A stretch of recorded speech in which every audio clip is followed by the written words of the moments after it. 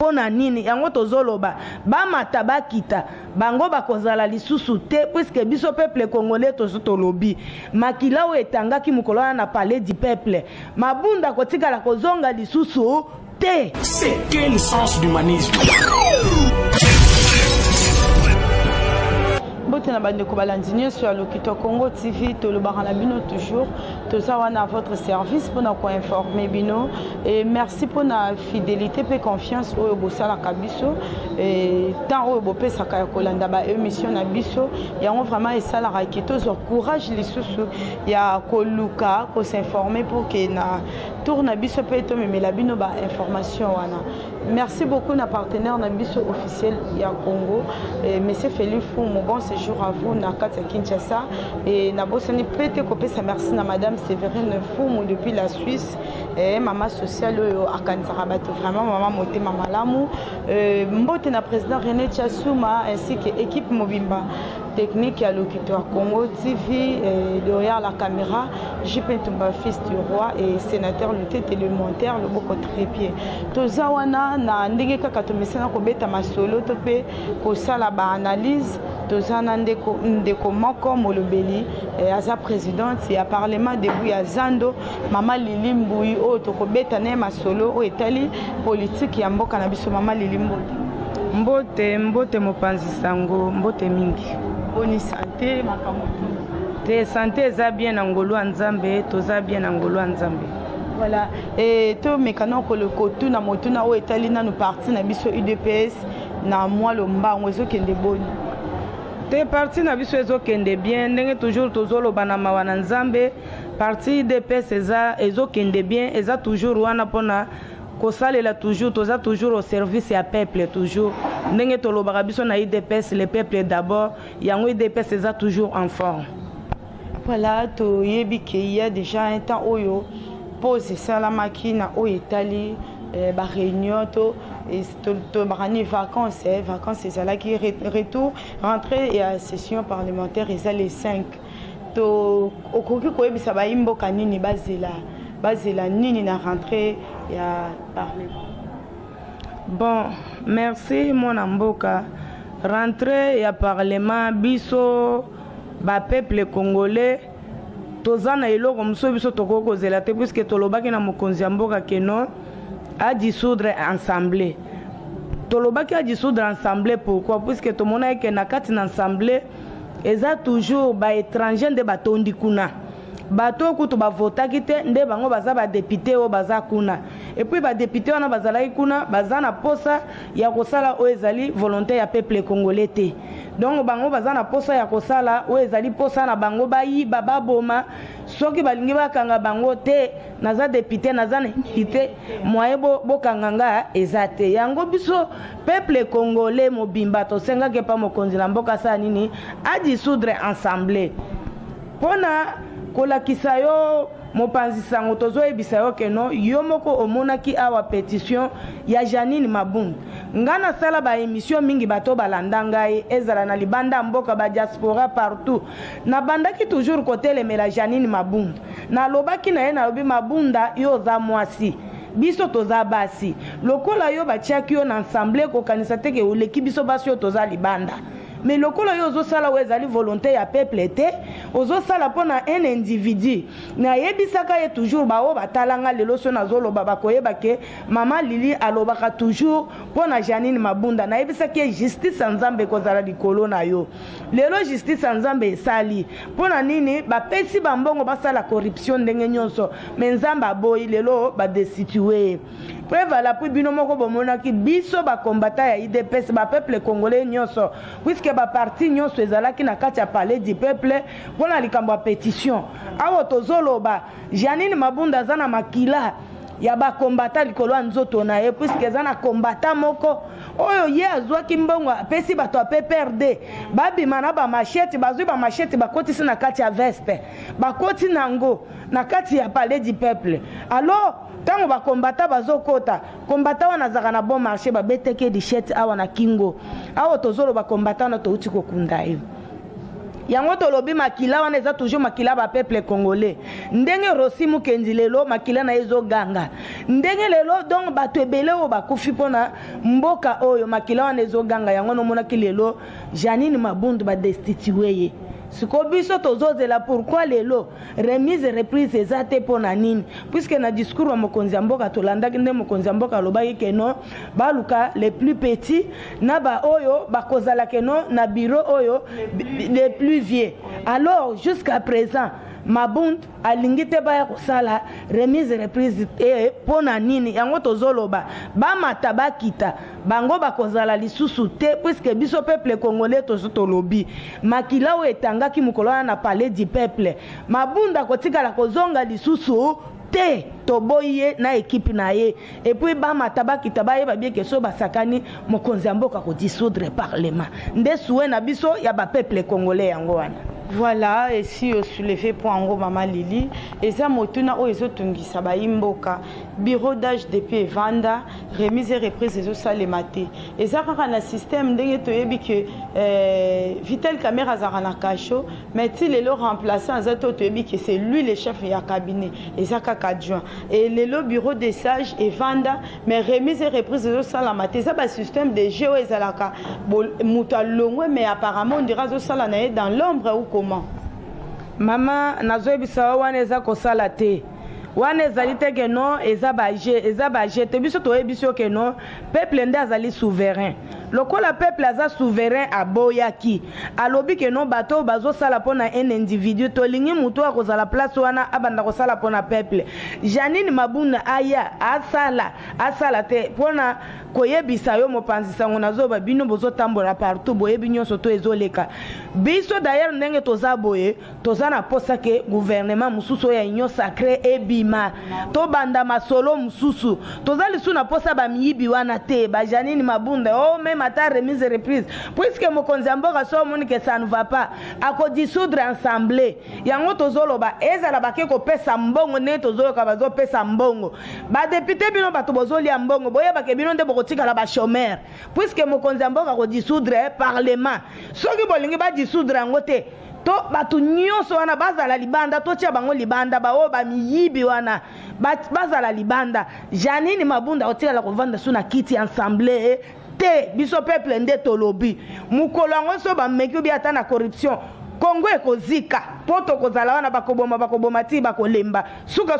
peuple a gagné toujours puisque peuple ndaza souverain le peuple gagne toujours. Voilà, tout le belesco est allé Sénat. Alexis Tambwe Mwamba toyebi que pétition na ezala qui lancé. Oh peut déjà ba député ba comment voter. Ezala qui déjà na plus de 70 voix pour to bande kolandela mais toyoki ekufika kaboy tozo ebate zo continuer et telemi to pe ba tiki na bango. Merci beaucoup. Na koyebiso que non ndengo zolo bana eza bongo pétition en Tambwe Mwamba kenda déjà ba 70. Donc normalement il fallait pas destituer.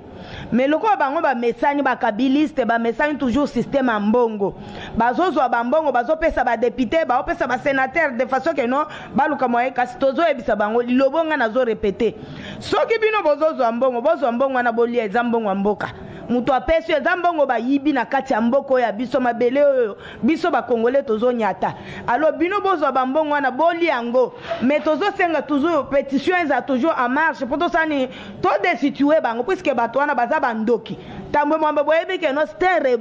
nani rebelle boyebi ezali kambo ko bomba te. Lelo azana ba dossier belé ye fo bakanga ena age wana komi nango. Donc ya ko kufela na boloko. Donc nengeza ne faut pas destituer baza susu batu biso toko vandisa wana te na makambo bango bazo monter ba plat kokendo pesa batu bambongo babo maka peuple congolais par-ci par-là toza na bango kanda makasi Tambwe Mwamba fasa ni ba destituer puisque pétition na essayer legi déjà ba 70 azali su mtu akovanda te yo député mtu ozwi mbongo tozo ebisa yo lia mbongo ezambongo mboka o bango ba yibi babomi lia mbongo mais pétition za toujours en marche pour to destituer abima libanda alanda nani Janine Mabundu bango nyoso ba kabiliste ba kenenzela na bango singa matembe. Voilà balobi bokiti sana bino mitema la pétition reste en place et puis toyebi qu'il y avait déjà de voix qui ont été votées pour que azala destituer donc mitema ba congolais nyonso ezala kokita ba combattants de partout toyebi que tant botu na rabiso mituna to lukaka pe ba auto sana bango na journaliste poto kokabongo kozwa biyano balobi miso eza kaka na Assemblée nationale provinciale pe lokola o ezali dirigé par Ndeko Godin Poy tozo ka ba rumeur bino attend que leader de l'opinion oyo bosala ka effort ya kotala na chaque coin où et ce marché te pour que to meka ko solo là konzi mboka balanda po bazwa ba mesure tozo ka bongo que il faut pétition pe ya président provincial Godin Poy il faut salement et ça déjà en marche to ndenge kaka bato bazo souhaiter ça te pétition ça déjà en marche mwana mboka mopanzi sango nazo biso ke bato wana baza bakabiliste biso toyeba ke Godin Poy aza mutu ndenge tomona ke no aza pasteur oyo azote bato liloba na nzambe mais tomoni banda koti na makambo ya assemblée provinciale makambo malamu eza te donc bango nyonso baza bakabiliste pétition na eza déjà donc eza déjà en marche eza te ke no eza ba murmure biso nyonso tolingi bakabiliste nyonso ba dégager donc batika bato bakosala où ezali volonté ya peuple o mokonzi mboka zoloba toujours les peuples d'abord puisque yé moko biso toyebi ke non banda les pères oyo abanda masolo B52 mukongwa njoko alobaka alobi les peuples d'abord abanda toujours koloba les peuples d'abord tinenga kotina mabele les peuples d'abord mais bango ba Godin Poy wana tozomona eloko moko ba osala te eza toujours ba conflit ya kozana député boy et député boy asali boy okangisi ya koti makala député boy asali boy donc musala yo yela keza yango wana tandis que makambo ko traiter ya mboka makambo eze ebele o peuple lelo azozela peuple azomona résultat ya malonga te bozozwa ka mibeko par mutu moko sala boy osali so bokela kinga kati kuna bozofu bambata ba obeta bino donc bozo to sa mutuana mais peuple oyo azali nombre soki ya combien puisque na minute toyebi na biso nombre tozalité na mboko puisque recensement et salemate identification et salemate yango biso tozoloba lokola mwana mboka koti bakabiliste oyo nyonso babima po lelo tozala identifier donc toyeba keno na Congo toza combien ata toke na vote bapaya ba voter te ngai mutu nazo ebisa yo place nga nazo vanda tozana ba étranger ba malien ba nani ba nigérien mais bato wana na era vote bakendai ko voter ba pesi bango ba carte yebisanga pona nini po ba matisa toujours majorité o bango baloba ke no toza majorité ya lokuta mutu tel ba voter bobo yango tolobi makamona tolinga usute ba Godin Poy nyonso na bango nyonso ba longwa toza suna posa na bango te bana mboka bisika nyonso bozali partout ba diaspora tolobi pétition ya nani ya Godin Poy eza déjà na nzela yepe fo alongwa. Quand est-ce que informateur a osé la nommer pour jusque là on dirait moi blocage mon bopesa quelque part. Merci mopanzi sango na ko biso ke no oyebi mokonzi mboka yena système moko boyo omoni tango ayaki alobai ke na ko déboulonner bango peuple komaki o osale lokote abandai ko finga yebo ba fingi ba sali ndenge nyonso mais tellement aza mwana oyo akoli na éducation ya bien aboyaki même ko répondre même ko lobazala ka calme bo finga bo loba ba finga ki o marionnette aza pétin aza boy nyonso wana mais mokonzi mboka vanda calme boyoka ki na discours na ye o asaki na palais du peuple alobaki alobi malgré ba humiliation nyonso mais aza toujours na posa kosalela toujours mboka yango tozoyebisa yo tolobi ndenge eza wana bobanga na bino mpona informateur te eza nango makambo ya eza jemuke boyebi keno yakendaka na ye malembe nsima na bomonika surprise bosutuki ka bobokomi toyebaki teke kozala boye me nayebisi yo mopanzi sango nayebisi yo keno informateur akozala basala manœuvre te ilunga suka ako démissionner informateur azali donc ndenge za wana bobanga na bino te bozana na bino calme makambo nyonso yeke nango bien. Voilà, toujours développé wana toujours na Mama Lili Mboui. Mama Lili bato bazozela nini na union sacrée souci ya population congolaise ezali justice de vandi enseignement à gratuité vandi président lakaki biso pe ba soins médicaux ya ofele et union sacrée politiquement parlant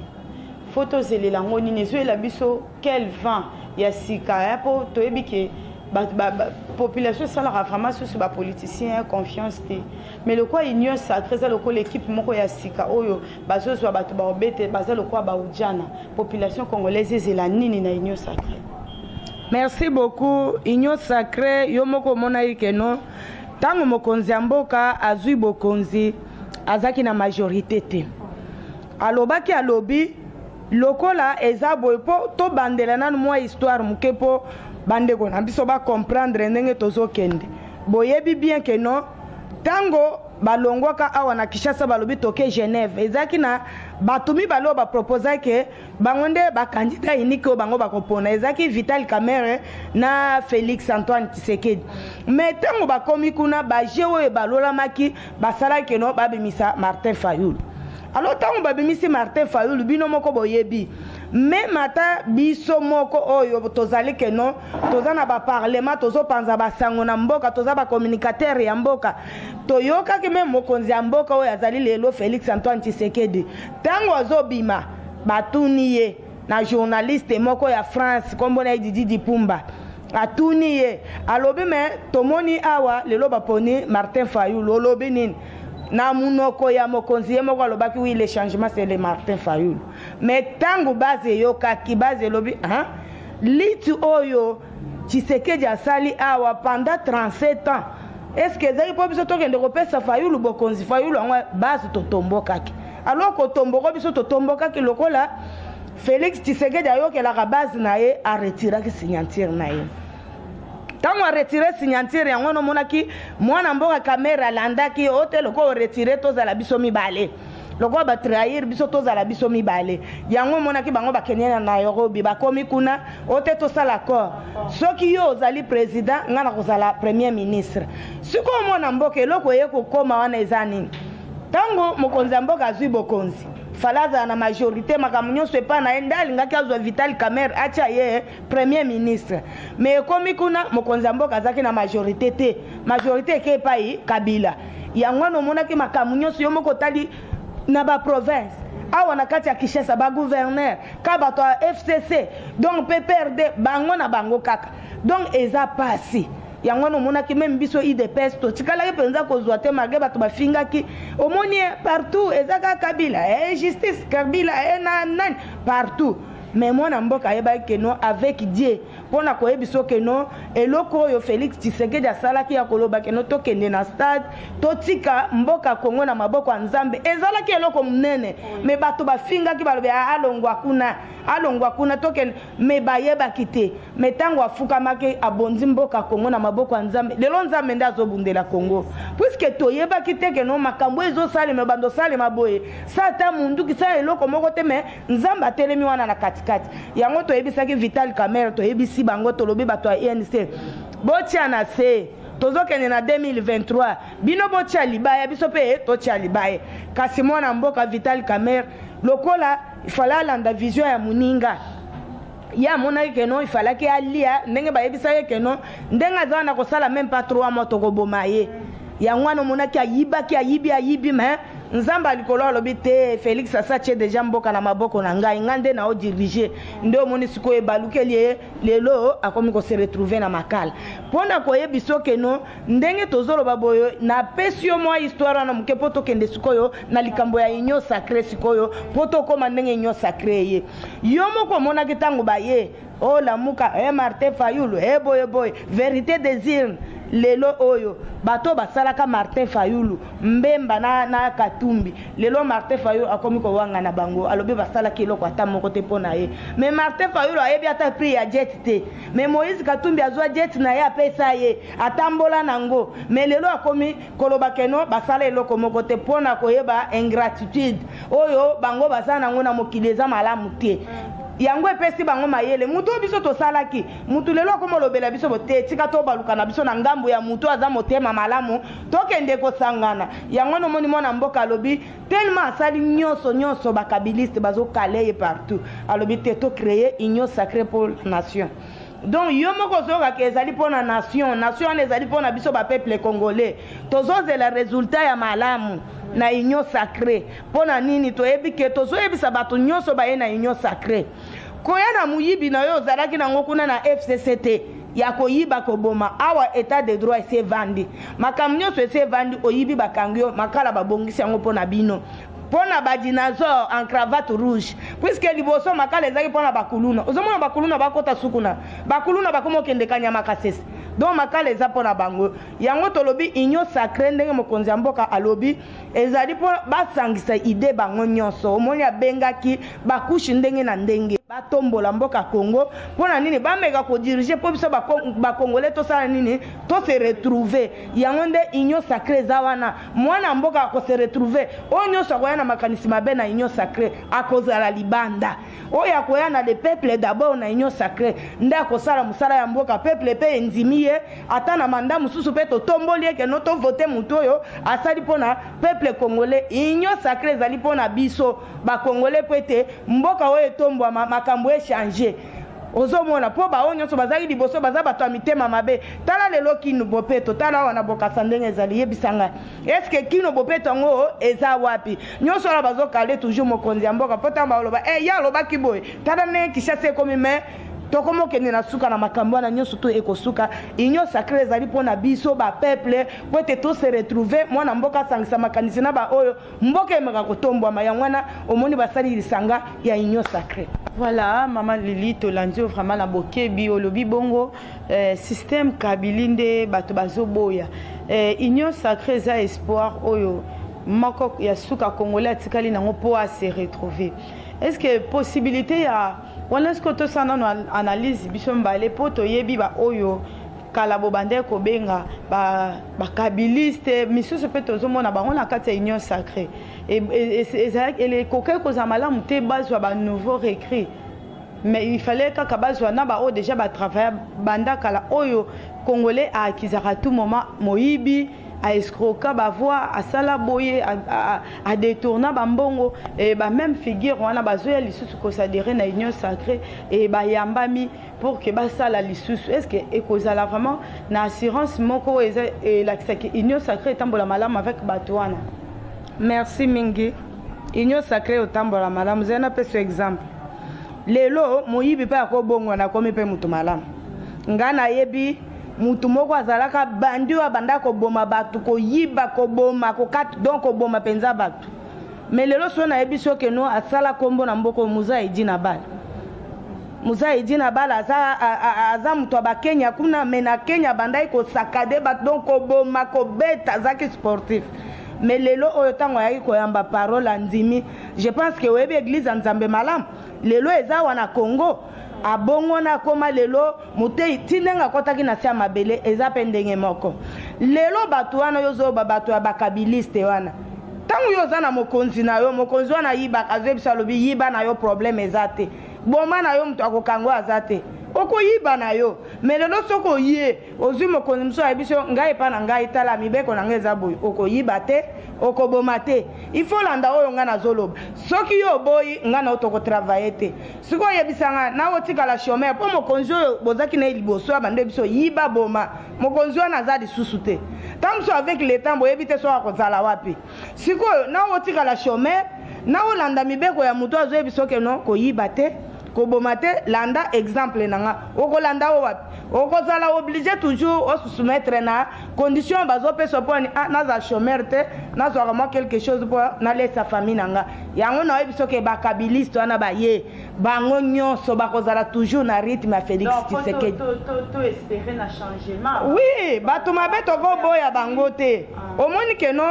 muzele lo asala ke rere ya kobengana ba mouvancier bango nyonso bakendaka mais so avandaka na ba mususu balinga ba pese mo ba idée omoni na mboka eloko ezabo eloko eza mutu mabe fa ko vanda na ye po yeba ye tango ko yeba mutu mabe o pese conseil ozo pese conseil a changer te moment na ko mona loko yo changeaka note na kozala lisuna yo te longo musika na ngai ndenge moko pe na mokonzi ya mboka bango soki baye na moyibi na bango akala tango akoyebisa bango ke ngai ya moyibi ezate le peuple d'abord yo zo continuer na moyibi bakokango ke vanda na makala c'est tout makala eza wana eza pona bango ke vanda na makala na bambongo na yo yiba okoza na makala mais so omoni oke na makala te okobongwana na olobi te na landa vision ya mutu oyo po to faire marcher mboka eza ndenge wana bakobongwana elongo nga na zo yebiso ke bakobongwana lelo tosuki sino émission te tobanda toujours kosala no émission okoloba nanga mama Lili olobaka lelo likambo yango tomoni bakobongwa na bakolanda toujours likolo le peuple d'abord. Voilà, merci beaucoup Maman Lili et pour Nabiano nayo vraiment où est très clair. To yebi ke batunyo so mikolo baza contrôler surveiller ba na ba mouvement na bango y compris de ko Rouberwa mais azobela ozo senga bongo akenda ta Afrique du Sud kozwa soin bino boza ba lobeli boza ba oyo boza lokola litoyi ya ba bato batala bino tout moment ba yo ka Maman Lili akoloba nini nde ko Rouberwa aza bon kobela il faut akende ata Afrique du Sud azwa soin de kanisi na we kozana. Bon,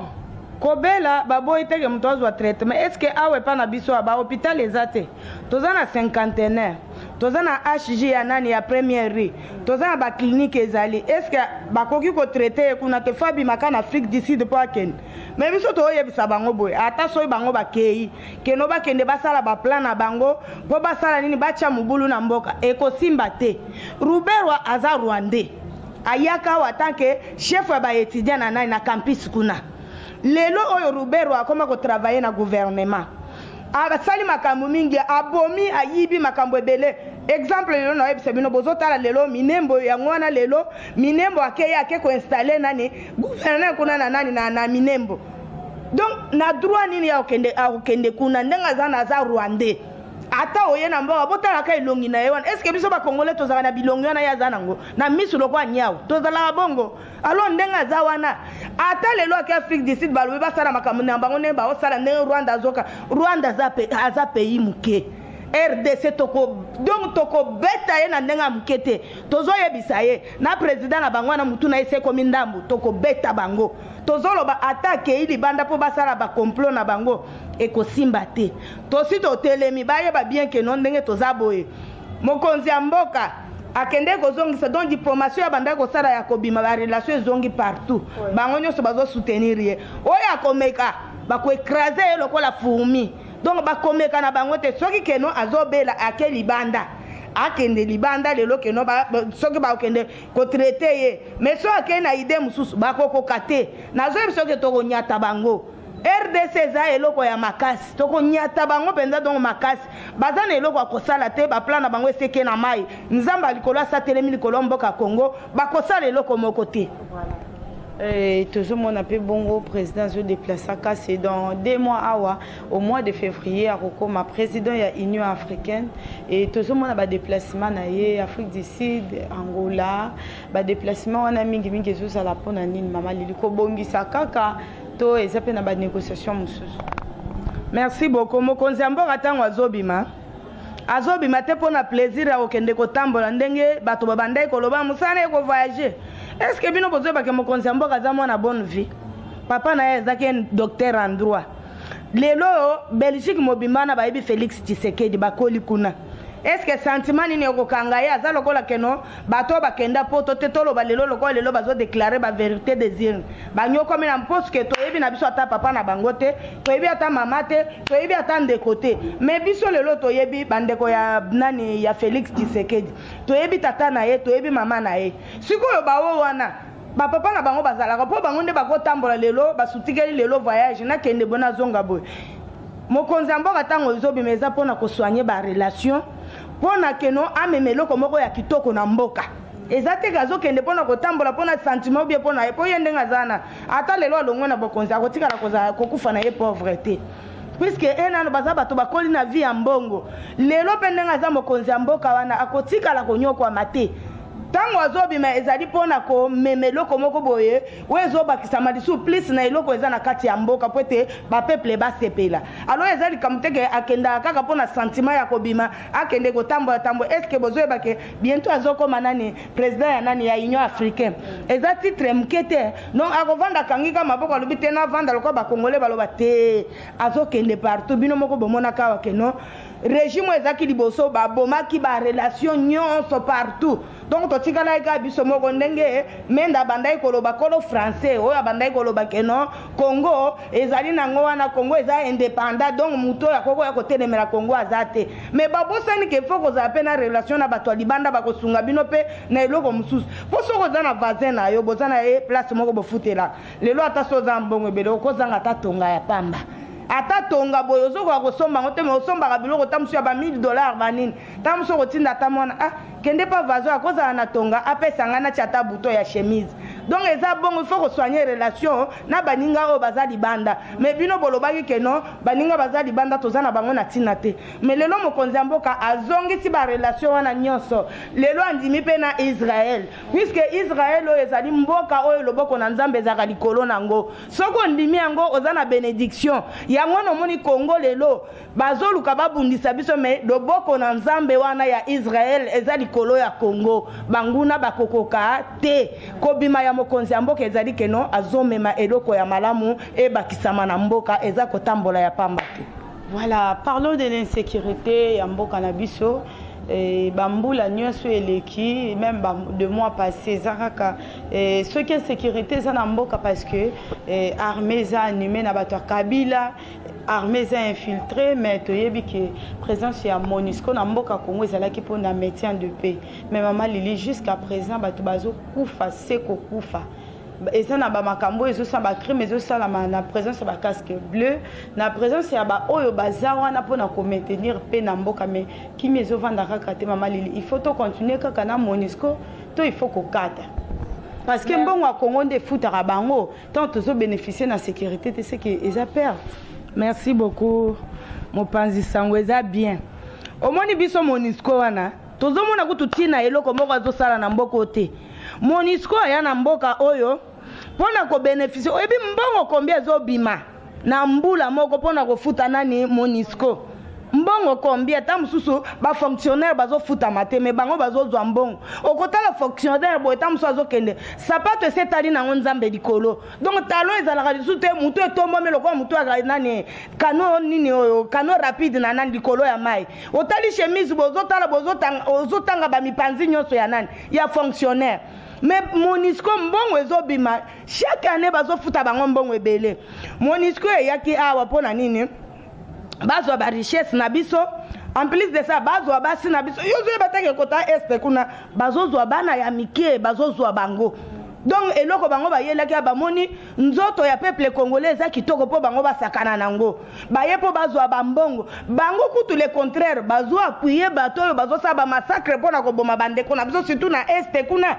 or que MONUSCO azana pona ko chape mais bango bazo appuyer bandeko na biso bazo kufa MONUSCO alobaka eloko moko te yango biso tozoke bisa so madame soki daila soki nani soki kombo na yo biso toza ba congolais yo landaka nenga nazo prononcer soki daila soki nani tozoke bisa yo ndengo zana soko yake na mboka Congo kaka po bo banda ko lia bambongo na biso ya Congo yo ko kufa munoko polele biso tolingi bino lisute même inane ono bosengi ke ba pesa bino tolingi bino lisusu te tozo senga na mokonzi mboka nenga lobaki MONUSCO ezonga puisque eza na eloko moko ezosala o ezate musala mako violer bandeko na biso na est bazoboma bandeko na biso na est bakata bango mitu bango bazawa na bazosala eloko moko te toboyi MONUSCO na mboka na biso tozo lancer message tie pa mokonzi mboka ayoka bazonga na mboka na bango tolinga bango te bazana eloko moko bazosala wa te bazotia kimia te musala bango ko yiba bafuta bango mbongo ba violer bandeko na biso na est. Voilà, Toyoki Maman Lili le bien on pense na kanda pour na ko imona surtout ceux qui te le bela makambo que bazo violer bah c'est vraiment et ça la rapace mingi to moni comment est-ce que Maman Lili ça lié bien te pour jusqu'à tel point le baké mokonzambo kayoka et toyebi que mokonzambo kayoka la le peuple d'abord MONUSCO vraiment ata inano ba sengi wana selon les dires ya Maman Lili bakata bazonga la bango pour maintien de paix exact phénomène foyer de mineurs. Et ça na monga fula na ebite so esi boyoki sango wana mais foyer wana selon bato ba vanda kana pembeni wana balobi ceux qui bobeti tour il n'y a aucun mineur ceux qui battu ba encadrer battu non et ça constat basali et ça na bateau bazala kuna na kati basala ba mouvement na bango soit grand matin ba 4 5 heures ou encore la nuit na ebité so sangwane c'est comme libinonyo soit neza kaka na banquette moko à sécurité ndeto découvrir foyer wana eza ba mineur te eza na ba infiltré na kati mamali. Merci mopanzi sango biso omoni toza ba communicateur amboka nga nazali na parlement debout oyo nga nazo diriger naza na ba sango oyo biso tozwaka air nyonso likambo oyo zoyoka ya foyer wana ezali foyer te balobi yango keno ezali foyer mineur mais eza mineur te foyer wana ezali foyer oyo babombi ba rebelle nyonso bazoya bazobomba bango kuna na kati ya foyer wana mineur kuna azate kuna ezande ba majeur o bazoya pona kosala mboka mabe ozomona yango na ozomona peuple congolais loko azo comprendre eloko moko te batie couvre-feu po anini malade yango komi na couvre-feu boye boye mazo comprendre eloko moko te ke na mboka ndenge tozali makambo nini ezosalema yango tozosenga aner bakoma nanu na ngambo wana ya monga fula batala na foyer wana bayeba keno banani baza kuna tozoloba na aner puisque bango il faut baza na contrôle ya ba frontière partout na makambo ya mboko bovanda na distraction te puisque toza déjà na virage ya suka toza virage ya suka donc il faut bozala éveillé bokende na foyer wana bokende kotala banani baza kuna est-ce que ozoye ba système oyo komi lelo bakomi batindi bango tina kati ya banane bakomi ti bawewa bakomi bawewa batindi bango yoko kumata likolo moto boy okoyebisa kaka memanga place tel tamuso bokomo kende na ye boy omoni direction inkoni bokomi place wana ozoyeba système ba osala mikolo batomboli kuseya nani ya moto batomboli libendene za na ba chiffon ezalaka bazwi minduki batie na kati bien chargé tango bozokoma na bango kuna akosi yoke no ne naza boye moto eza ya kosala nini moto eza ya kobeba zela na talango tango azofungola yo na minute wana okozala na taya kokima te babomi nde bozoka babomi mutu tel tokuti mutu babomi ya na nzela mais nyonso lo tozoloba ke no sécurité ya mboka na biso eza wapi aner eza wapi mpona makambo nyonso batalango yango tolobi ke no tozoloba na aner atelema mpona kotala toza deja na virage ya suka eza lokola delo nyoka deja soyo basi babeti aningisaka toujours mokila donc ndenge eza wana il faut batelema mpona koyeba ke no eloko nini ezoleka na mboka mpo biso peuple congolais il faut to se retrouver tokozala toujours tozonyokoma mboka na biso moko tozonyokoma ondireke eza mboka bato jamais tokolinga biloko wana te yango tolobi baaner batala makambo wana bino bato ya moto nga nazoloba boye lelo toyebi ke moto ekoma na bamongo ekoma mpe bato ya bandundu baomema me bino na bino botalana surtout bino baluba boyebi bie ke no wewe eza mosala na bino botala bango malamu so boyoki ka moto wana aza na lingala kotengama bokanga ye bomema ye pa leta puiske bato oyo batindi nde bango wana tozolanse message wana epa bawewa boyokango. Merci beaucoup Toyoki Bongo foyer mineur wana ndenge kaka mama lilia uti koloba soki moto epelite milinge bimarate donc il faut service vraiment ya aner balandela armée na biso en général batelema vraiment même pour na ba enlèvement ozo salemaka à tout moment na ba moi na butu donc confusion ekoti na moi besoin enlever na butu besoin enlever donc tous on a besoin sécurité ya mboka na biso ça la renforcer pour mieux protéger la population congolaise. Voilà maman Lili to comme na suka liloba ya suka to pe numéro de téléphone pour na baimboka.